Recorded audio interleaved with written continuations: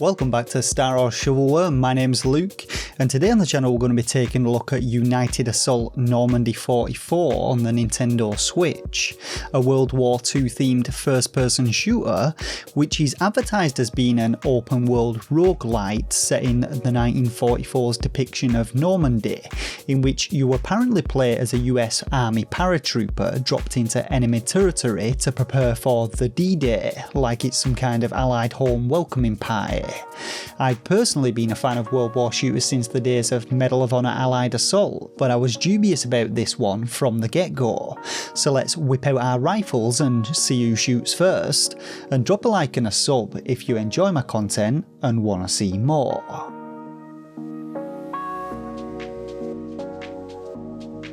So I'm going to be going all ass about tits with this one just for shits and gigs, but I feel this is one that needs clarifying right away, as the visuals in the eShop screenshots are not what you're getting in game, and this is something that has even been highlighted in the reviews for the Steam version, so I can't even say that the Switch screenshots are taken from that version.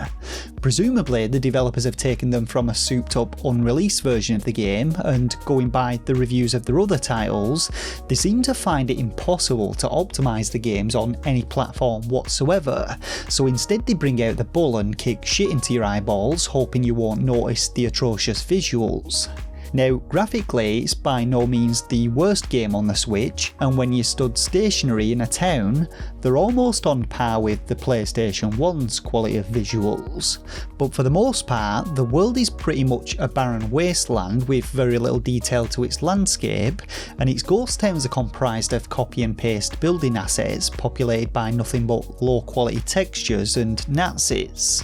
The game's draw distance isn't too bad when it comes to terrain, though it does see enemies and objects popping up out of nowhere, but perhaps the biggest issue with the visuals is the way that Unreal Engine's dynamic resolution settings have been configured, as they automatically make things blurry as fuck, like you've got a bad case of the cataracts. Now this is primarily caused by heavy foliage and trees, but frequently happens within towns, and it's not only an eyesore but also makes enemies really hard to spot at times, and while it does help to stabilise the game's frame rate, it still suffers from some major performance issues at times, which I couldn't really pin down the cause of.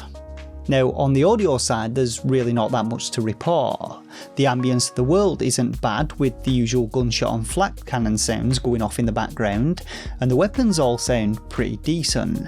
but in general they're pretty generic and stock sounding, and there's no in-game music, so all in all pretty disappointing on the audio and visual front.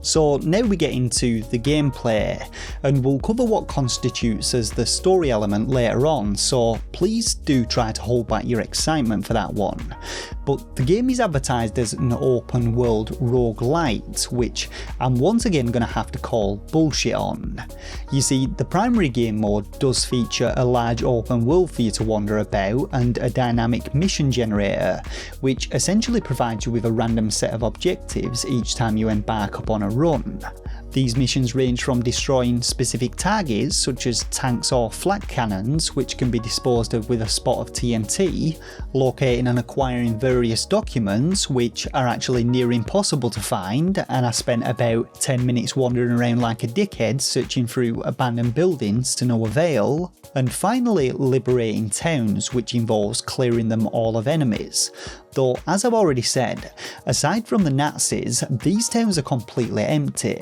so who the fuck you're liberating them for is a complete mystery, but these objectives aim to provide a bit of variety and structure to the game.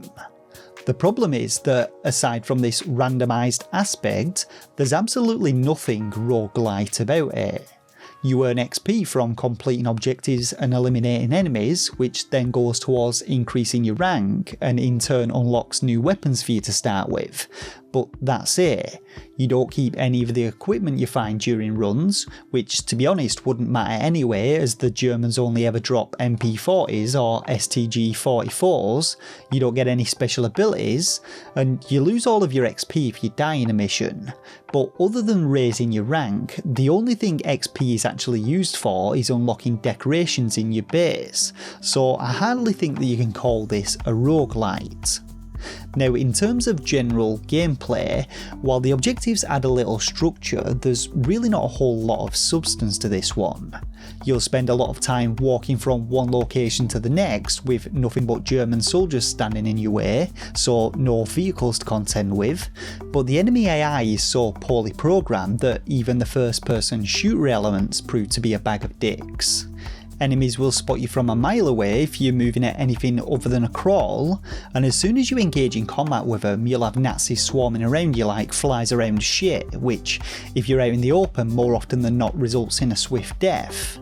If however you're inside a town, you can just stand in a corner and let them come to you, or even better, just stand behind a waist-high wall, as they really seem to struggle with these. Equipping your knife also appears to lower the perception and reaction speeds drastically, and you can pretty much just go full Michael Myers on them, slaughtering whole battalions before they know what hit them.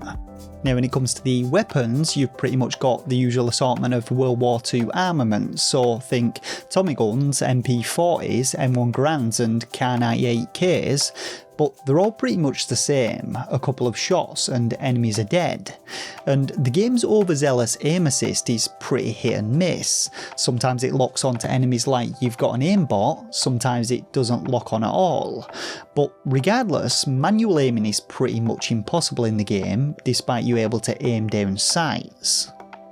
Now, there's not really much else I can say about this one really, and on the whole I found it to be pretty disappointing.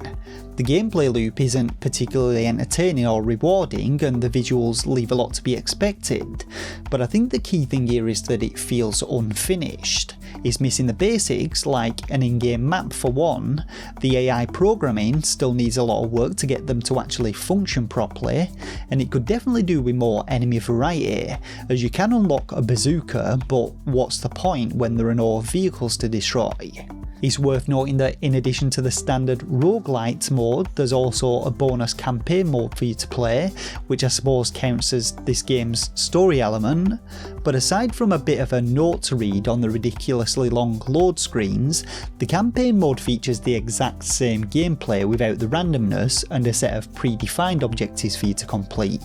which once again include blowing shit up, finding documents and liberating towns. Though I will admit that the first mission had me calling a mortar strike on this building, which essentially involved interacting with a radio within it, but I didn't even get to witness the structure being blown up, so again, pretty fucking pointless. So yeah, all in all, the game is pretty dull and samey to be honest, and in my opinion, it's certainly not worth the £9 I paid for it. So to summarise my thoughts on this one, it seems that like with the rest of Polygon Arts games, this is another case of a tidied up eShop description with some fake screenshots and an embellished description which gives you very little to go off. And I'd go so far as saying that even first person shooters on the PlayStation 1 offered a more enjoyable gameplay experience and better visuals than United Assault Normandy 44 does. On paper, a roguelike FPS set in World War II sounds great, and indeed it could have been, had there actually been any real roguelite elements to it whatsoever, and had the FPS elements actually been well implemented. But even the progression tracker is broken in this one, which tells you pretty much all you need to know about it. And so when it comes down to my own personal rating, I'm going to be giving United Assault Normandy 44 1 out of 5 stars. If you enjoy World War II shooters and have been looking for a new one to play, then I suggest you keep on looking, as this is one war that you'll definitely regret fighting in. And that about does it for this review of United Assault Normandy 44 on the Nintendo Switch. A little disjointed I know, but let's be honest, it's pretty shy and it's going to be a fucking miracle if you're still watching beyond the graphics section. But please do let me know your thoughts and opinions down below, especially if you played the game, and as always, drop a like if you enjoyed this review and subscribe for more content just like this. For now though, I just want to thank you all once again for watching, and until next time, take care of yourselves and game on.